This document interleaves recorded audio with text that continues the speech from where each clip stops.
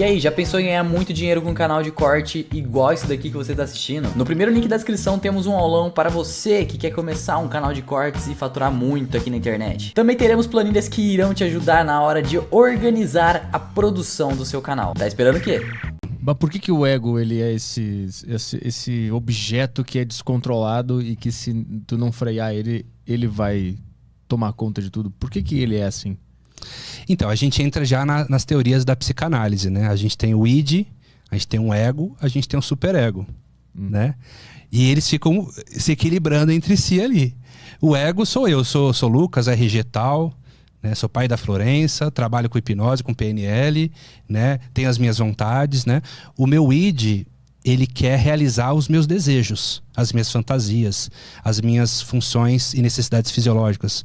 Quero fazer xixi, quero fazer cocô, quero beber, quero fazer sexo. Ou seja, essa parte da nossa neurologia, ela quer as coisas. E o superego, ele se baseia nas normas, na cultura, na sociedade. Por isso é errado. Pô, não vai fazer xixi aqui, espera um pouquinho. Vai no banheiro daqui a pouquinho, né? O cachorro não tem isso. O cachorro entra numa padaria, ele faz um xixi lá.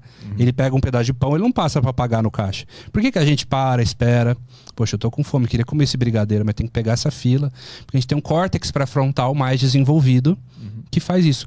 Mas algumas pessoas que têm, inclusive tem estudos científicos que falam isso, uma deficiência maior no córtex pré-frontal, que pode ser devido inclusive a uma pancada que ela teve, na infância, por exemplo, ela fica com o córtex prejudicado e aí o id prevalece. Então a pessoa que faz uma coisa que fala assim, meu Deus, que isso? Isso não se faz, isso é errado, não tem filtro, né? E o ego, ele fica no meio disso. Então o ego, ele vai depender dos meus valores sociais, culturais, da minha criação, da minha religião, se eu tiver, certo? Do que é certo, do meu conceito do que é certo e errado. E o meu id, ele não quer saber, ele quer realizar as coisas. Então o nosso ego é o resultado disso tudo. Então você imagina a bagunça que é. Entendi. Ele não é um agente independente. Ele depende disso. Desses outros elementos. Sim, então, por exemplo, tem crianças que... a criança em geral, né? Ela quer e quer na hora que ela quer. Não, eu quero um doce. Não, mas tem que esperar, porque agora não, é só amanhã. Ela não consegue entender muito aquilo. Ela quer porque ela quer. Mas é o superego, o pai vai ensinando, ela tem um superego. Olha, já viu que tem que esperar? Você não pode ter tudo que você quer. Você não pode comer doce a hora que você quer. Então isso vai modulando essa relação. Né? E olha que interessante, tem um caso clássico na neurologia, é do Phineas Kimby. Você já ouviu falar? Não. Ele trabalhava na fabricação de bombas em minérios e implantava bombas nesses lugares. E houve uma explosão, um acidente, e uma barra de ferro perfurou, né, a cabeça do Phineas Kimby, atravessou parte do cérebro dele, do crânio dele. Quem digitar na internet Phineas Kimby e pôr lá no... Tô lembrando, essa história é boa. E vai colocar lá no Google Imagens, vai encontrar isso daí. E aí, pô, tem lá a barra de ferro atravessada nele, né? E aí o Phineas, ele aparentemente não teve nada. O médico tirou a barra, falou, olha, milagrosamente ele não morreu, né? Tá tudo, fez a cirurgia, tirou, tá tudo bem. Eu falei errado o nome, acho que é Phineas Gage, depois você confirma pra mim aí, Caio. Aí ele, enfim, teve esse dano, né? E voltou para casa. Depois de uns dias, a família começou a dizer que ele estava com comportamentos muito estranhos. Sabe? Tava muito agressivo. Dava vontade de fazer cocô, ele fazia ali mesmo. Dava vontade de mandar alguém pra merda, ele mandava ali mesmo.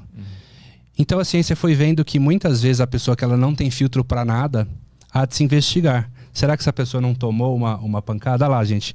É Phineas Gage, tá bom? Eu troquei o nome, agora acertei. Phineas Gage. Então olha lá, você vê lá que acertou a barra de ferro, atravessou a cabeça dele, né? E milagrosamente não morreu, mas gerou esse dano. E aí a ciência foi estudar, baseado nisso, o cérebro do corrupto. Eu tenho até uma série no meu canal, como funciona o cérebro do corrupto. O corrupto até tem às vezes o córtex pré-frontal funcionando, legalzinho. Mas quando a oportunidade de se corromper é muito fácil, tipo assim, pô, tá passando essa grana aqui e ninguém não tem auditoria, vou pegar essa grana, a oferta é tão grande, mexe tanto com o lobo límbico dele, libera tanta dopamina que inebria o córtex pré-frontal. Então ele se negocia com ele mesmo, ele fala, se eu pegar isso aqui, tudo bem. Aí ele pega, ele se vicia nisso.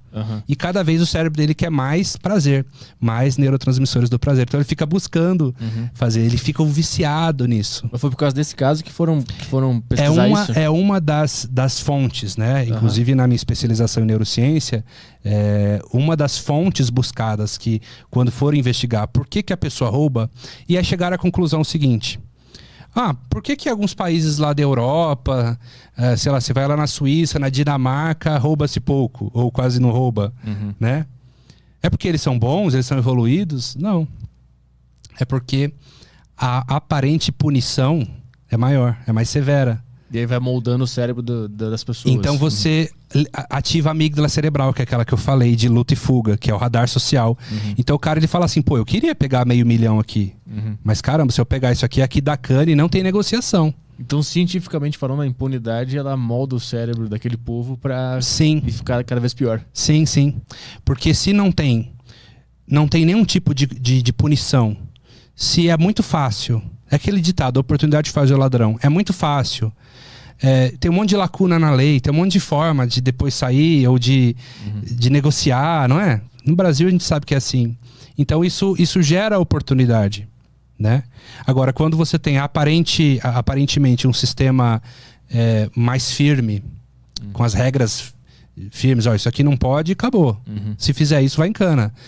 Ele não faz porque ele deixa de fazer porque ele é bonzinho, mas porque ele fala, caramba, a amígdala cerebral dele dispara, que é o radar do perigo, ele tem medo também de ser pego, então ele não faz. Mas então isso gera um pressuposto de que todo cérebro, ele tende ao mal. Não necessariamente. Porque se deixar ele livre, ele vai sempre tender à corrupção, ao roubo, à sacanagem. Vai depender também do superego. Valores, criação e tudo mais. Então, se não tiver valor criação, ele tende fica mais vulnerável. Então, por padrão, esse software ele vem para fazer merda nesse mundo aqui, né? A gente precisa de receber algum tipo de não. O não é importante. Por exemplo, os pais que estão em casa, não pode dizer sim para tudo para a criança. Ela tem que aprender a ter a frustração.